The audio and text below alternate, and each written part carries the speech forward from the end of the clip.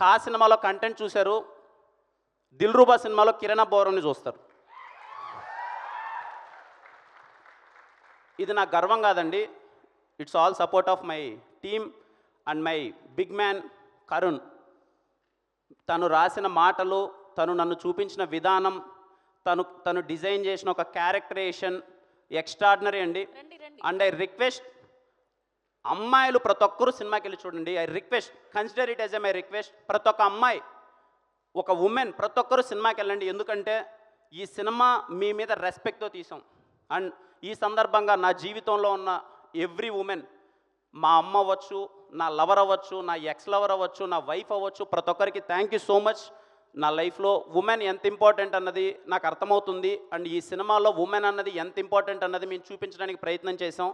వీళ్ళేదో ex lover అంటున్నారు, lover అంటున్నారు, సినిమాల్లో ఏమన్నా కొంచెం అడల్ట్ కామెడీ ఉంటుందా, లేకపోతే ఫ్యామిలీలో చూడడానికి ఇబ్బందిగా ఉంటుందా అని అనుకుంటున్నారేమో.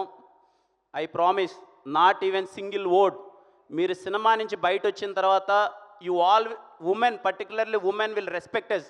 ఒక కమర్షియల్ సినిమాలో ఏ విధమైన అసభ్యకరమైన వాక్యాలు లేకున్నా ఇలా సినిమా తీస్తారా ఒక కమర్షియల్ సినిమాని మీరే అంటారు.